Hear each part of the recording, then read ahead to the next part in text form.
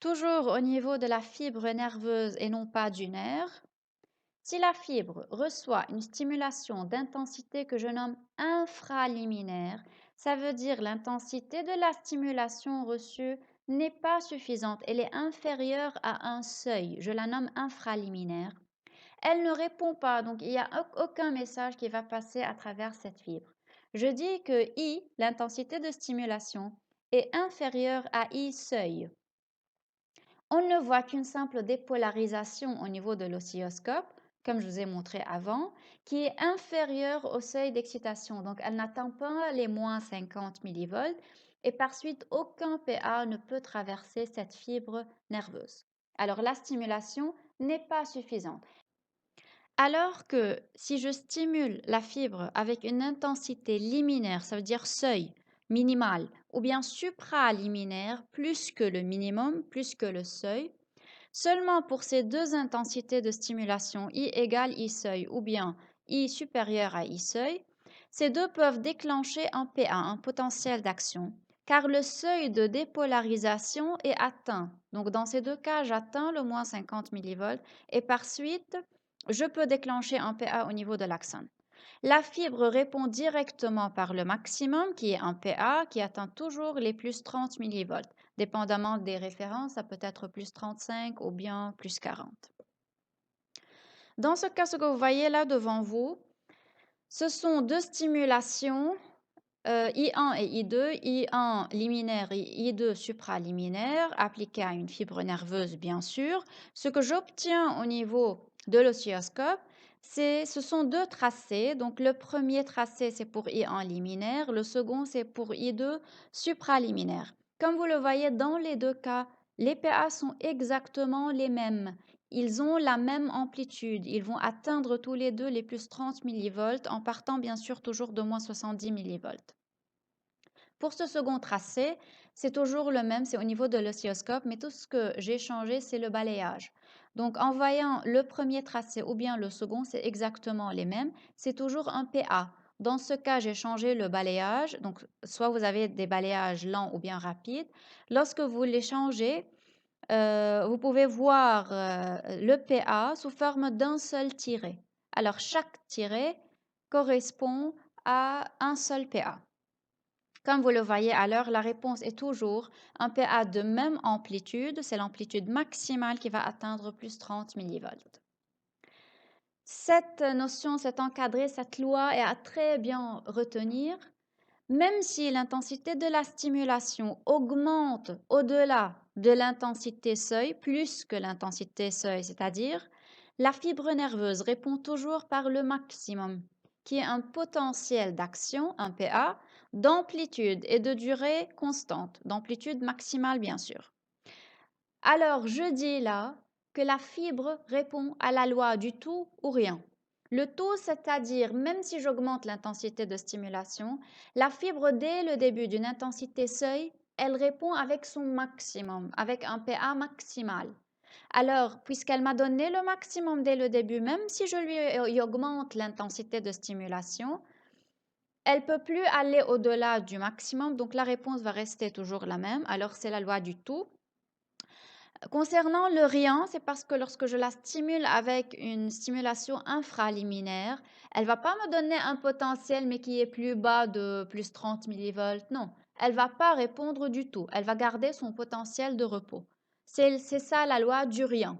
Donc soit elle me répond par le maximum, c'est la loi du tout, quelle que soit l'intensité de stimulation au-delà de l'intensité seuil, bien sûr, ou bien elle ne répond pas du tout, c'est le rien.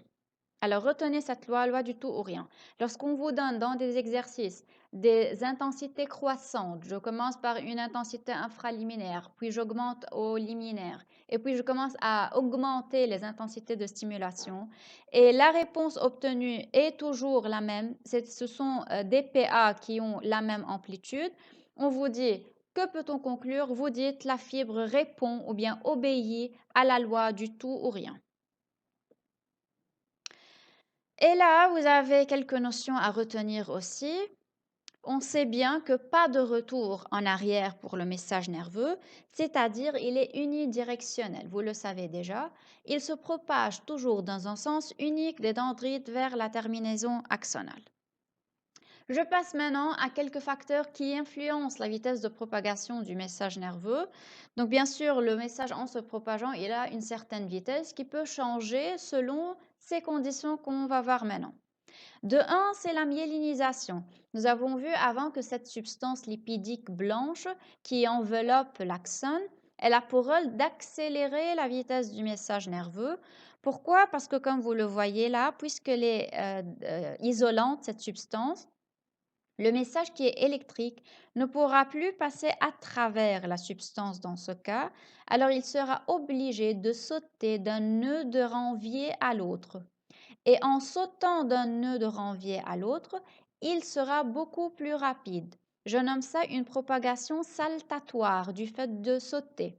Alors que dans un axone sans myéline, il n'y a pas de myéline donc, pour faire sauter ce message, alors il va se propager de proche en proche, d'une zone à l'autre, jusqu'à arriver jusqu'à la fin de l'axone.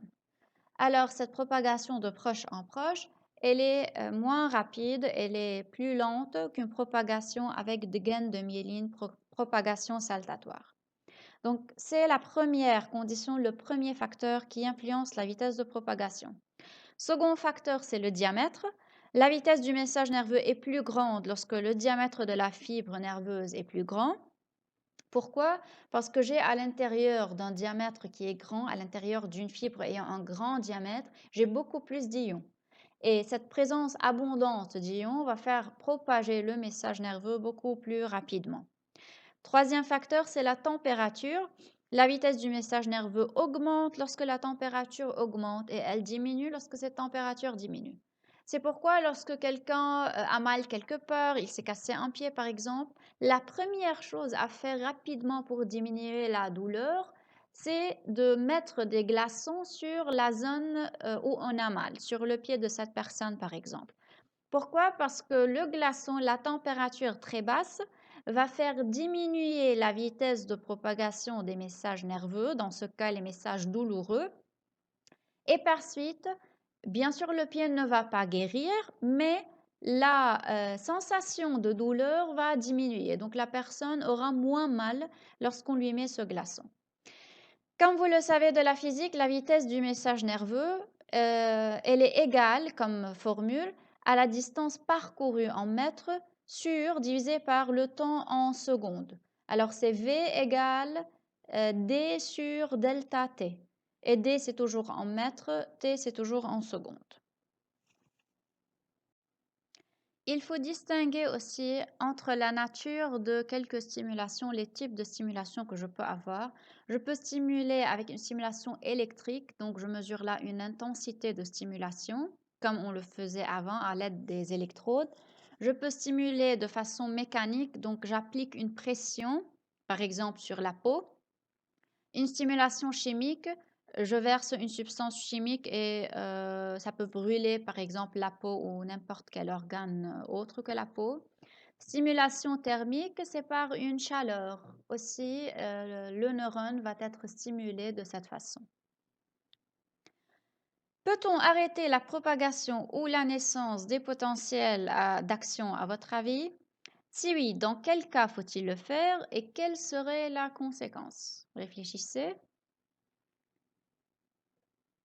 Et voilà la réponse. Oui, en cas de douleur, en appliquant un anesthésique local, on peut arrêter la douleur. Par exemple, lorsque les bébés ont mal à la mâchoire parce que leurs dents sont en train de pousser, ils ont très très mal, alors on leur applique un gel.